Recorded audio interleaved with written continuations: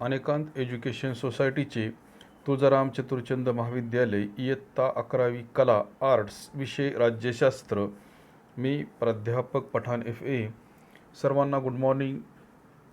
विद्यार्थी मित्रांनो, आपण विभाग पहिला किंवा भाग पहिला राजकीय संकल्पना, त्याच्यामध्ये प्रकरण पहिले राज्य, म्हणजे राज्य ही संकल्पना आपण अभ्यासत आहोत. आणि ही संकल्पना पाहत असताना आपण अगोदरच्या तासाला राज्याचे घटक पाहत होतो. राज्याचे घटक किंवा राज्याच्या निर्मितीचे आधारभूत घटक. तर राज्य निर्माण होण्यासाठी 4 घटक महत्त्वाचे असतात. हे 4 घटक म्हणजे सार्वभौमत्व हा पहिला मुद्दा, दुसरा शासन संस्था किंवा सरकार, तिसरा मुद्दा आहे भूप्रदेश आणि यातला चौथा मुद्दा आहे लोकसंख्या. तर आपण यातले पहिले 2 मुद्दे अभ्यासलेले आहेत आधीच्या तासाला. आज आपण पुन्हा एकदा ते 2 मुद्दे थोडक्यामध्ये पाहू आणि नंतर राहिलेल्या मुद्द्यांचा त्या ठिकाणी आपण अभ्यास करणार आहोत. तर राज्याचे घटक किंवा राज्याच्या निर्मितीचे आधारभूत घटक, त्याच्यामध्ये पहिला मुद्दा आहे सार्वभौमत्व. या मुद्द्याचा अभ्यास करत असताना राज्याच्या निर्मितीसाठी राज्य सार्वभौम असणे महत्त्वाचे असते आणि सार्वभौमत्व म्हणजे सर्वश्रेष्ठत्व होय. सार्वभौमत्व हा शब्द कधीकधी आपण स्वातंत्र्य या शब्दाऐवजी देखील वापरतो, परंतु या दोनही शब्दांचा असणारा अर्थ वेगवेगळा अशा पद्धतीचा आहे. कारण सार्वभौमत्व हा शब्द कायद्याच्या चौकटीमध्ये बसणारा आहे, तर स्वातंत्र्य हा शब्द राजकीय स्वरूपाचा आहे. आणि 15 ऑगस्ट 1947 पूर्वी भारत हे राज्य नव्हते, कारण त्यावेळी भारतावर ब्रिटिशांची सत्ता होती. परंतु म्हणजे भारत ब्रिटिश साम्राज्याचाच एक भाग होता. 15 ऑगस्ट 1947 या दिवशी भारताला स्वातंत्र्याचा दर्जा प्राप्त झाला. भारताला स्वातंत्र्य मिळाले आणि भारत हे राज्य बनले. ज्याप्रमाणे भारत 15 ऑगस्ट 1947 साली राजकीय दृष्ट्या स्वतंत्र झाला, त्यावेळेला त्याच्यानंतर 26 जानेवारी 1950 पासून भारतीय संविधानाची अंमलबजावणी सुरू झाली. कारण प्रत्येक सार्वभौम राज्यासाठी संविधान असणे महत्त्वाचे आहे. आणि मग 26 जानेवारी 1950 पासून भारतीय संविधानाची अंमलबजावणी सुरू झालेली आहे. आणि म्हणून 26 जानेवारी हा दिवस आपण प्रजासत्ताक दिन म्हणून त्या ठिकाणी साजरा करतो. कारण या दिवशी खऱ्या अर्थाने भारताची असणारी सत्ता भारतीय लोकांच्या हातामध्ये त्या ठिकाणी देण्यात आली. आणि म्हणून हा दिवस आपण प्रजासत्ताक दिन म्हणून त्या ठिकाणी साजरा करतो. आणि सार्वभौमत्वाचे 2 पैलू पडतात, एक म्हणजे अंतर्गत सार्वभौमत्व आणि दुसरा म्हणजे बाह्य सार्वभौमत्व. त्यानंतर आपण दुसरा मुद्दा पाहिलेला आहे शासन संस्था किंवा सरकार. प्रत्येक सार्वभौम राज्य चालवण्याकरिता स्वतःची शासन संस्था किंवा सरकार असणे महत्त्वाचे आहे. कारण शासन संस्थेच्या माध्यमातून त्या ठिकाणी सगळीच कामे त्या ठिकाणी केली जातात. आणि कायद्याच्या माध्यमातून किंवा शासन संस्थेच्या माध्यमातून, सरकारच्या माध्यमातून राज्यामध्ये शांतता आणि सुव्यवस्था सुद्धा त्या ठिकाणी निर्माण केली जाते. आपण पाहिले होते की राज्य ही अमूर्त स्वरूपाची संकल्पना आहे, तर शासन संस्था ही मूर्त स्वरूपाची संकल्पना आहे. राज्याची जी काही कामे असतात, ही राज्याची कामे प्रत्यक्षात करणे हे काम शासन संस्थेच्या माध्यमातून त्या ठिकाणी पार पाडले जाते. आणि म्हणून राज्यामध्ये सर्व व्यक्तींचा समावेश होतो, तर शासन संस्थेमध्ये काही ठराविकच व्यक्तींचा समावेश होतो. तर शासन संस्थेचे 3 विभाग आहेत किंवा शासन संस्थेची 3 अंगे आहेत. एक म्हणजे कायदे मंडळ, दुसरं म्हणजे कार्यकारी मंडळ आणि तिसरं म्हणजे न्यायमंडळ. या 3ही विभागांची असणारी कामे ही वेगवेगळ्या प्रकारची आहेत. कायदे मंडळ कायदे तयार करते, कार्यकारी मंडळ कायद्यांची अंमलबजावणी करते, तर न्यायमंडळ न्यायदान करण्याचे काम त्या ठिकाणी करते. राज्य निर्माण होण्यासाठी चारही घटक महत्त्वाचे असतात. राज्य निर्माण होण्यासाठी सार्वभौमत्व हा घटक महत्त्वाचा आहे. राज्य निर्माण होण्यासाठी शासन संस्था किंवा सरकार हा घटक सुद्धा महत्त्वाचा आहे. आता तिसरा घटक म्हणजे भूप्रदेश. तिसरा मुद्दा भूप्रदेश. राज्य निर्माण होण्यासाठी शासन संस्था महत्त्वाची आहे. राज्य निर्माण होण्यासाठी राज्य निर्माण होण्यासाठी राज्य सार्वभौम असणे महत्त्वाचे आहे. म्हणजे सार्वभौमत्व हा घटक सुद्धा राज्याच्या निर्मितीमध्ये महत्त्वाची भूमिका बजावतो. तसाच तिसरा सुद्धा मुद्दा अतिशय महत्त्वाचा आहे आणि तो म्हणजे भूप्रदेश. राज्य निर्माण होण्यासाठी भूप्रदेश हा घटक सुद्धा महत्त्वाचा आहे आणि भूप्रदेशाशिवाय त्या ठिकाणी आपणाला राज्याची निर्मिती करता येणार नाही. मग सर्वसाधारणपणे राज्याच्या सीमारेषेअंतर्गत असलेला भौगोलिक प्रदेश म्हणजेच भूप्रदेश. म्हणजेच सर्वसाधारणपणे राज्याच्या सीमारेषेच्या अंतर्गत असलेला भौगोलिक प्रदेश म्हणजेच भूप्रदेश होय. राज्याला राज्य चालवण्यासाठी स्वतःचा भूप्रदेश असणे महत्त्वाचे आहे. कारण लोकसंख्या राहणार कुठे? राज्याला राज्य जर चालवायचे असेल, राज्य करावायचे असेल तर स्वतःचा भूप्रदेश असणे महत्त्वाचे आहे. आणि म्हणून ज्या भूप्रदेशावर राज्याला शासन करण्याचा अधिकार असतो, व्यवस्थित आहे का, ज्या भूप्रदेशावर राज्याला शासन करण्याचा अधिकार आहे त्याला त्या राज्याचे अधिकार क्षेत्र असे म्हणतात. मग आपल्या अधिकार क्षेत्राबाबत राज्य कायदेशीर निर्णय घेऊ शकते. म्हणजेच आपल्या राज्याच्या सीमारेषेच्या अंतर्गत असणाऱ्या व्यक्तींच्या बाबतीमध्ये राज्य कायदेशीरपणे निर्णय घेऊ शकते. प्रत्येक देशाला सीमारेषा असते. प्रत्येक देशाला सीमारेषा असते आणि त्या सीमारेषेच्या आत प्रत्येक राज्यकारभार करण्याचा प्रयत्न करते. भूप्रदेशाचे महत्त्वाचे असे 3 घटक असतात. म्हणजेच भूप्रदेशासाठी महत्त्वाचे 3 घटक आहेत. मग हे 3 घटक कोणते आहेत? तर सर्वसाधारणपणे आपल्याला पहिला मुद्दा सांगता येईल राष्ट्रीय सीमा अंतर्गत असलेला प्रत्यक्ष भूप्रदेश. राष्ट्रीय सीमा अंतर्गत असलेला प्रत्यक्ष भूप्रदेश हा पहिला मुद्दा आहे. तर दुसरा सांगता येईल किंवा बी मुद्दा हा सांगता येईल किनारपट्टीलगतचा सागरी प्रदेश हा किनारपट्टीपासून 12 नॉटिकल मैल असतो. बी मुद्दा परत आहे का, किनारपट्टीलगतचा सागरी प्रदेश हा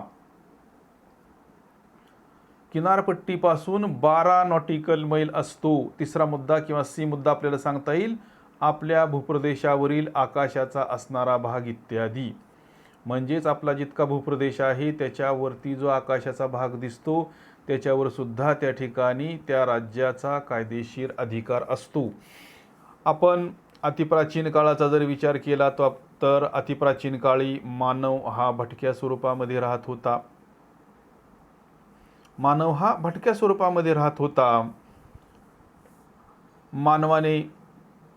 मानवाच्या जीवनामध्ये त्या काळी स्थिरता नव्हती. मानवाने कोणत्याही प्रकारचे शोध हे लावलेले नव्हते. परंतु ज्यावेळी मानवाच्या जीवनामध्ये स्थिरता आली त्यावेळेला मानवाने समाजाची निर्मिती केली, नंतर राष्ट्राची निर्मिती केली व नंतर राज्याची त्या ठिकाणी निर्मिती केलेली आहे. राज्याला भूप्रदेशाची मर्यादा नसते. व्यवस्थित आहे का? राज्याला भूप्रदेशाची कोणत्याही प्रकारची मर्यादा नसते. कारण राज्याचा भूप्रदेश मोठा किंवा लहान देखील असू शकतो. म्हणजेच एखादे राज्य आकाराने मोठे, लोकसंख्येने मोठे असू शकते आणि एखादे राज्य आकाराने लहान, लोकसंख्येने सुद्धा लहान असू शकते. आणि सर्वात महत्त्वाचे म्हणजे राज्याला जर विकास करायचा असेल तर राज्याचा भूप्रदेश सुपीक व खनिज साधन संपत्तीने भरलेला असावा. राज्याला जर प्रगती करायची असेल, राज्याला जर लोकांच्या गरजा पूर्ण करायच्या असतील, राज्याला पूर्ण क्षमतेने विकास करावायचा असेल तर राज्याचा भूप्रदेश हा त्या ठिकाणी खनिज साधन संपत्तीने भरलेला असावा. म्हणजेच जर राज्याचा भूप्रदेश सुपीक असेल, खनिज साधन संपत्तीने भरलेला असेल, तर त्या राज्याचा विकास होण्यासाठी कोणत्याही प्रकारचा अडथळा निर्माण होत नाही. आणि म्हणून जर राज्याचा असणारा भूप्रदेश सुपीक व खनिज साधन संपत्तीने भरलेला असेल, तर असे राज्य लवकर त्या ठिकाणी आपल्या राज्याचा विकास करते. हे देखील तितकेच महत्त्वाचे आहे. म्हणजेच राज्याचा भूप्रदेश हा लहान किंवा मोठा असू शकतो, त्याला भूप्रदेशाचं बंधन नाही.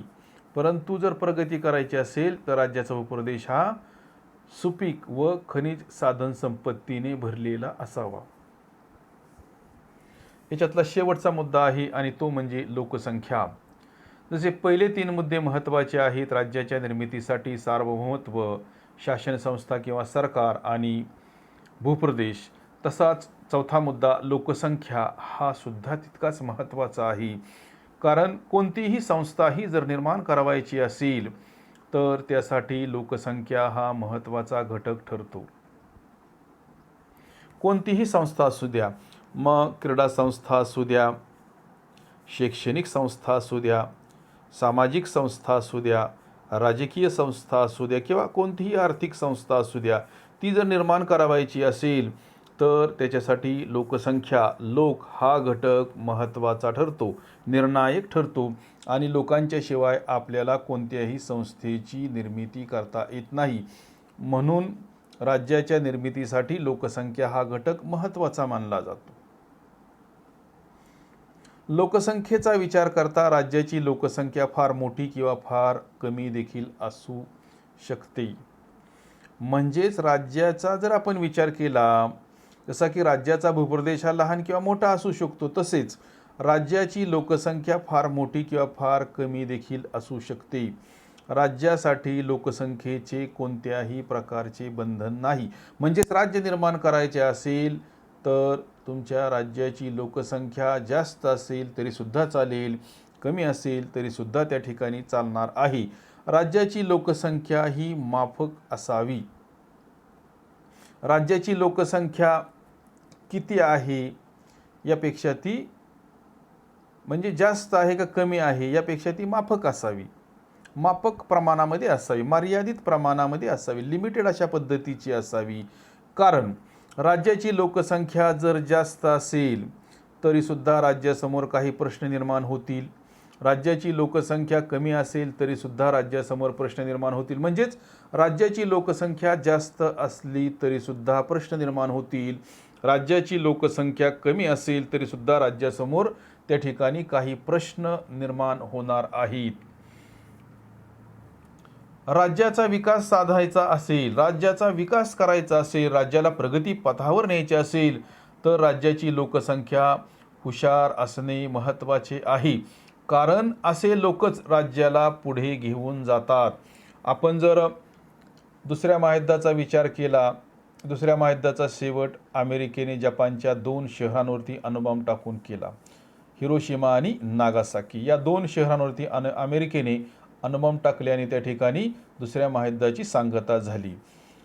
त्यामुळे जपान शहर हे पूर्णपणे बेचिराग झाले. परंतु आज जपानचा जर आपण विचार केला तर आज जपानने नेत्रदीपक अशा पद्धतीची प्रगती केलेली आहे. कारण त्या ठिकाणचे असणारे लोक हुशार आहेत, बुद्धिमान आहेत आणि या हुशार लोकांच्या आधारे जपानने त्या ठिकाणी नेत्रदीपक अशा पद्धतीची प्रगती त्या ठिकाणी केलेली आहे. कारण असे हुशार जे लोक असतात, कारण असे हुशार लोकच राज्याला पुढे घेऊन जाण्याचे काम त्या ठिकाणी करतात. राज्यामध्ये असणाऱ्या लोकांमध्ये विविधता असू शकते. राज्यामध्ये जे लोक राहतात त्यांच्यामध्ये विविध बाबतीमध्ये विविधता असल्याचे निदर्शनास येते. मग ही विविधता कोणकोणत्या बाबतीमध्ये असते? फॉर एक्झाम्पल भाषिक असेल, धार्मिक असेल, सांस्कृतिक असेल, वांशिक असेल, अशा पद्धतीने लोकांमध्ये विविधता ही असू शकते.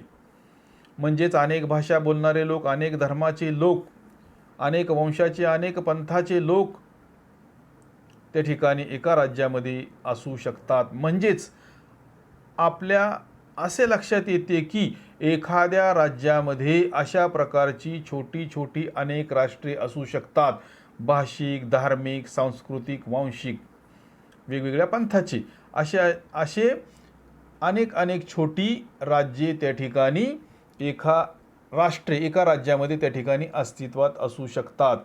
जगाने जी आत्ता संकल्पना स्वीकारलेली आहे, राज्य निर्माण होण्याच्या पूर्वी वेगळ्या प्रकारे त्या ठिकाणी लोक जीवन जगत होते, परंतु आजच्या आधुनिक काळामध्ये एक राज्य एक राष्ट्र ही संकल्पना त्या ठिकाणी जगाने स्वीकारलेली आपल्या लक्षात येते. म्हणजेच आपण असे म्हणतो की एखाद्या राज्यामध्ये लोकांमध्ये विविधता असू शकते. मग ही विविधता भाषिक बाबतीमध्ये असेल, धार्मिक बाबतीमध्ये असेल, सांस्कृतिक असेल, वांशिक असेल, ही विविधता त्या ठिकाणी आपल्याला नाकारता येणार नाही. म्हणजेच एखाद्या राज्यामध्ये अशा प्रकारची छोटी छोटी अनेक राष्ट्रे असू शकतात.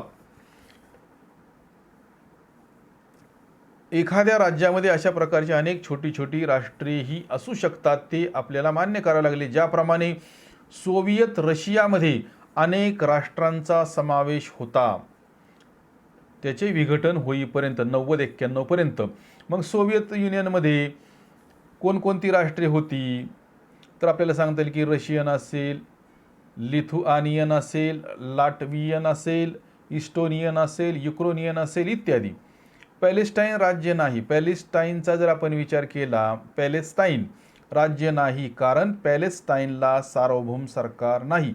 परंतु 2012 मध्ये पॅलेस्टाईनला संयुक्त राष्ट्रात सभासद नसलेला निरीक्षक दर्जा देखील देण्यात आलेला आहे. तर राज्याची लोकसंख्या ही किती आहे, कशी आहे, किती आहे यापेक्षा ती कशी आहे याला सुद्धा त्या ठिकाणी महत्त्वाचे स्थान देण्यात आलेले आहे. तर अशा पद्धतीने आपण राज्याच्या निर्मितीचे वरील 4 मुद्दे त्या ठिकाणी अभ्यासलेले आहेत की ज्याच्यामध्ये पहिला मुद्दा आपण पाहिला सार्वभौमत्व, दुसरा शासन संस्था किंवा सरकार, तिसरा मुद्दा भूप्रदेश आणि चौथा मुद्दा आपण पाहिला लोकसंख्या. आणि या 4ही घटकांच्या आधारे आपणाला राज्याची निर्मिती करता येईल. आपण राष्ट्र निर्माण होण्यासाठी पाहिलं होतं की अनेक घटक महत्त्वाची भूमिका बजावतात, परंतु राष्ट्र निर्माण होण्यासाठी त्यातला एक जरी मुद्दा असला तरी चालेल, फक्त राष्ट्रातील लोकांच्या मनामध्ये एकात्मतेची भावना निर्माण होणे महत्त्वाचे आहे. आणि या ठिकाणी तसे होताना दिसत नाही, कारण राज्य निर्माण होण्यासाठी हे 4ही घटक आवश्यक असतात आणि या 4 घटकांशिवाय आपल्याला राज्याची निर्मिती करता येणार नाही. यातला एक जरी घटक कमी असेल तरी सुद्धा आपल्याला राज्य निर्माण करता येणार नाही.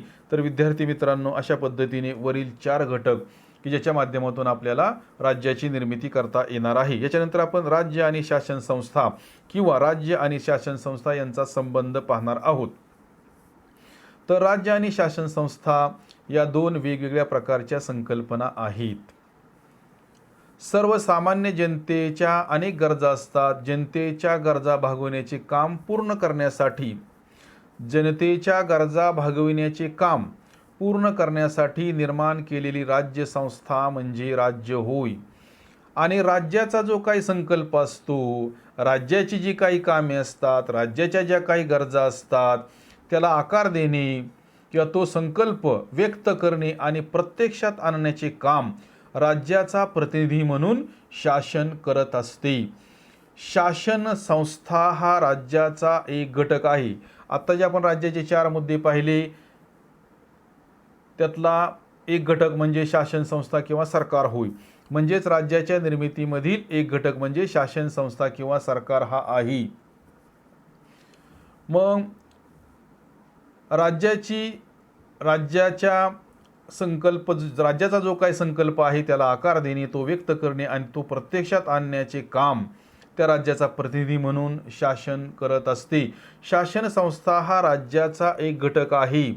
त्याचे मुख्य स्वरूप काय आहे? त्याचे मुख्य स्वरूप हे प्रशासकीय आहे. कायदा व सुव्यवस्था राखणे, जनकल्याण करणे इत्यादी राज्याची जी काही कामे असतात ही सर्व कामे शासन संस्थेमार्फत केली जातात. म्हणजेच राज्याची जी काही कामे असतात ही राज्याची कामे प्रत्यक्षात करण्याचे काम शासन संस्थेच्या माध्यमातून त्या ठिकाणी केले जाते, सरकारच्या माध्यमातून त्या ठिकाणी केले जाते. शासन संस्थेची 3 अंगे असतात: कायदे मंडळ, कार्यकारी मंडळ आणि न्यायमंडळ. राज्याचा जर आपण विचार केला, राज्य म्हणजे एका विशिष्ट भूप्रदेशावर कायद्यासाठी सुसंघटित झालेला समूह म्हणजे राज्य होय. तर राज्याच्या सार्वभौम सत्तेचा प्रत्यक्षात वापर करणारी यंत्रणा म्हणजे शासन संस्था किंवा सरकार होय. व्यवस्थित आहे का? राज्य ही अमूर्त स्वरूपाची संकल्पना आहे, तर शासन संस्था मूर्त स्वरूपाची संकल्पना आहे. राज्याची जी काही कामे असतात, ही राज्याची कामे प्रत्यक्षामध्ये शासन संस्थेच्या माध्यमातून किंवा सरकारच्या माध्यमातून त्या ठिकाणी पूर्ण केली जातात. आणि राज्य कायमस्वरूपी असते. शासन संस्थेमध्ये मात्र दर 5 वर्षांनी त्या ठिकाणी बदल होत असतो. कारण भारतामध्ये लोकशाही शासन पद्धती आहे आणि लोकशाही शासन पद्धतीमध्ये दर 5 वर्षांनी निवडणुका होतात. मग ती ग्रामपंचायत असो, पंचायत समिती असो, विधानसभा, विधान परिषद असो किंवा त्या ठिकाणी राष्ट्रपतींची निवडणूक असेल. या ज्या काही गोष्टी आहेत, आपण याच ठिकाणी थांबणार आहोत.